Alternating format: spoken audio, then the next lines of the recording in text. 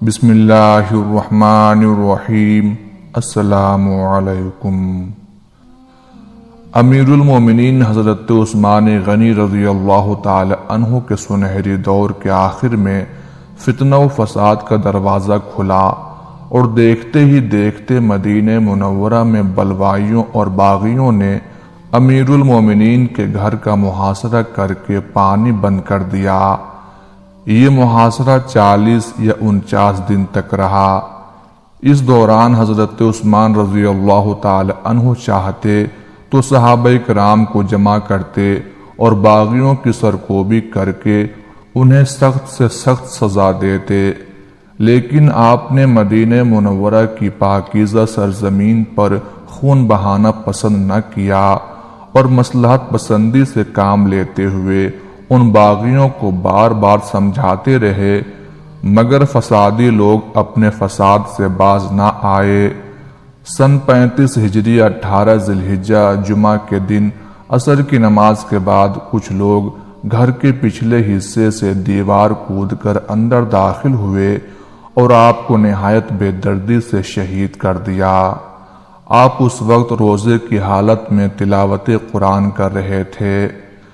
عین اس وقت کہ جب حضرت عثمان غنی رضی اللہ تعالی عنہ کو ناحق شہید کیا گیا، 3 افراد کمرے میں گھسے تھے۔ ان میں سے ایک تو حضرت ابوبکر صدیق رضی اللہ تعالی عنہ کے صاحبزادے محمد بن ابی بکر تھے، اور بقیہ 2 افراد نامعلوم تھے کہ جن کی تلاش میں امیر المومنین حضرت علی رضی اللہ تعالی عنہ نے جد و جہد شروع کی۔ آپ کا مقصد یہ تھا کہ ان تینوں افراد کو حاضر کر کے تفتیش کی جائے اور اصل قاتل اور ان کے سرغنوں کا پتہ لگایا جا سکے۔ اس سلسلے میں ایک چوتھا فرد جو عین قتل کے وقت اندر موجود تھا،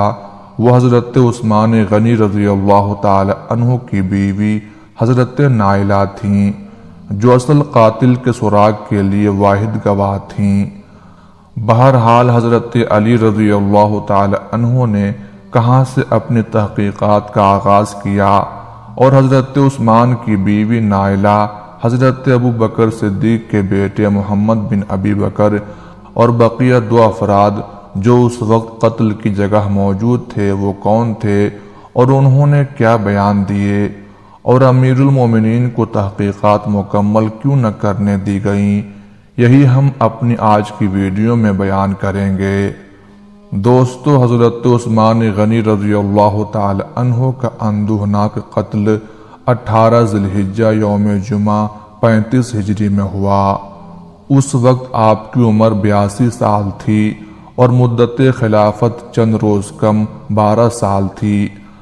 آپ کی شہادت کے بعد 3 روز تک مسلمان بلا خلیفہ رہے، اور یہ ایک ایسی خطرناک صورتحال تھی کہ جس میں بلوائیوں کی دہشت گردانہ سرگرمیاں اپنے عروج پر تھیں اور مدینہ منورہ بری طرح ان کے تسلط میں تھا۔ پھر انصار و مہاجرین میں سے چند جید صحابہ کرام سرگرم ہوئے اور موقع کی نزاکت کو بھانپتے ہوئے حضرت علی رضی اللہ تعالی عنہ کی خدمت میں حاضر ہوئے اور عرض کیا، آپ ہی کی ذات ہے جو خلافت کی سب سے زیادہ مستحق ہے،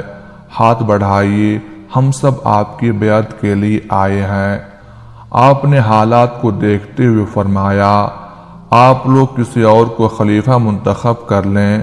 جس کو آپ سب خلیفہ منتخب کریں گے میں بھی اسی کی بیعت کر لوں گا۔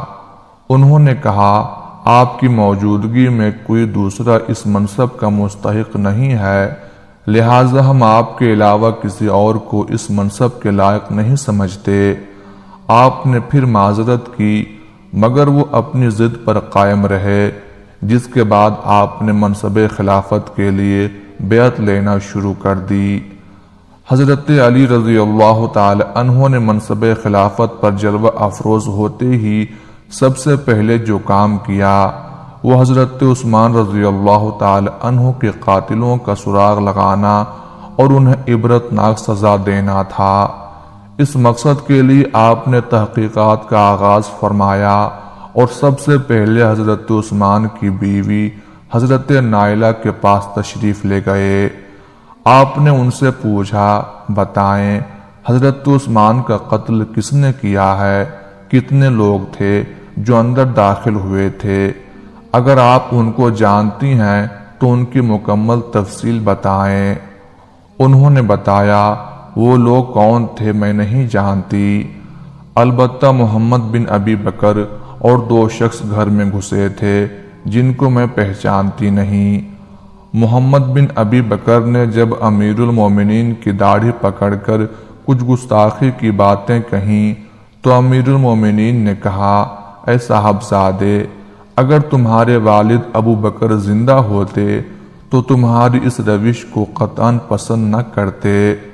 محمد بن ابی بکر یہ سن کر فوراً پیچھے ہٹ گئے اور وہاں سے واپس لوٹ گئے، مگر باقی رہنے والے دونوں افراد نے حضرت عثمان کو قتل کر ڈالا۔ مجھے نہیں معلوم وہ کون تھے اور کہاں سے آئے تھے۔ امیر المومنین حضرت علی رضی اللہ تعالی عنہ نے حضرت نائلہ سے بیان سننے کے بعد محمد بن ابی بکر کو پکڑ لیا اور فرمایا، بولو نائلہ کیا کہتی ہیں اور وہ دونوں شخص کون تھے؟ محمد بن ابی بکر نے جواب دیا، وہ سچ کہتی ہیں، میں نے واقعی میں حضرت عثمان کی داڑھی پکڑی تھی لیکن پھر ان کی گفتگو سے متاثر ہو کر واپس لوٹ گیا۔ میں اللہ کی قسم کھا کر کہتا ہوں وہ دونوں شخص کون تھے میں نہیں جانتا، میں بس اپنے کیے پر شرمندہ ہوں اور اللہ تعالیٰ سے اپنے کیے کی معافی کا طلبگار ہوں۔ پس ان دونوں افراد کے بیانات سے حضرت علی رضی اللہ تعالی عنہ یہ بات جان گئے تھے کہ اصل قاتل وہی دونوں نامعلوم ہیں جن کو تلاش کرنا بے حد ضروری تھا۔ اب وہ دونوں کون تھے اور کس قبیلے یا علاقے سے تعلق رکھتے تھے، اس کا سراغ لگانا بہت مشکل نظر آ رہا تھا۔ حضرت علی رضی اللہ تعالی عنہ نے اپنی تحقیقات کا دائرہ وسیع تو کر دیا، مگر ان حالات میں بلوائیوں کے گرد گہرا تنگ نہیں کیا جا سکتا تھا، کیونکہ مدینہ منورہ میں جتنے انصار و مہاجرین تھے ان سے کہیں زیادہ تعداد میں بلوائی تھے، اور اس کا اعتراف خود حضرت عائشہ رضی اللہ تعالی عنہا اور حضرت طلحہ و زبیر رضی اللہ عنہم نے بھی کیا تھا، جو کہ قصاص عثمان کے زبردست حامی تھے۔ اب جبکہ وہ خود اعترافی تھے کہ مدینہ میں بلوائیوں کی تعداد بہت زیادہ ہے، تو ایسی صورت میں بلوائیوں کو گرفتار کرنا اور ان کو زد و کوب کرتے ہوئے قصاص کا مطالبہ کرنا مدینہ میں شدید خون خرابے کا باعث بن سکتا تھا، جسے امیر المومنین حضرت علی رضی اللہ تعالی عنہ نے انتہائی مدبرانہ طریقے سے روک لیا، مگر خفیہ طریقے سے قاتلین کا سراغ لگانے کی کوشش کرتے رہے۔ اس وقت سب سے بڑی ضرورت یہ تھی کہ قصاص عثمان کی تحریک اٹھانے کی بجائے خلیفہ وقت کی اطاعت کے ذریعے خلافت کو مضبوط کیا جاتا، تاکہ ان بلوائیوں کو جو کہ مدینہ پر مسلط ہوئے تھے ان کو قرار واقعی سزا دی جاتی، اور اس طریقے سے حضرت عثمان رضی اللہ تعالی عنہ کے قاتلوں کا سراغ لگا کر ان کو عبرت کا نشان بنایا جاتا۔ اسی لیے ایک موقع پر امیر المومنین حضرت علی رضی اللہ تعالی عنہ نے قصاص عثمان کا مطالبہ کرنے والوں کو فرمایا تھا، پہلے خلیفہ وقت کی اطاعت کرو، اس کی طاقت کو مضبوط بنا کر بلوائیوں پر حاوی ہو جاؤ، پھر ہی قصاص عثمان لیا جا سکتا ہے۔ یعنی حضرت علی رضی اللہ تعالی عنہ کسی صورت بھی حضرت عثمان کے قاتلوں کو سزا دیے بغیر چھوڑنا نہیں چاہتے تھے، مگر حالات کسی اور ہی طرف اشارہ کر رہے تھے، کیونکہ صحابہ کرام میں سے ایک بڑے گروہ نے نہ تو آپ کی اطاعت قبول کی بلکہ الٹا آپ کے خلاف جنگ میں کود پڑے، جس کا خمیازہ ہزاروں صحابہ کرام کو اپنی جان کے نذرانے دے کر بھگتنا پڑا۔ اس کا ایک اور بڑا اور بھیانک نقصان یہ ہوا کہ تاریخ میں وہ نامعلوم افراد جنہوں نے حضرت عثمان غنی رضی اللہ تعالی عنہ کو ناحق شہید کیا تھا کبھی منظر عام پر ہی نہ آ سکے اور آج تک وہ نامعلوم ہی ہیں۔ دعا ہے کہ اللہ تبارک و تعالی ہمیں دنیا و آخرت کی تمام بھلائیاں عطا فرمائے، آمین یا رب العالمین۔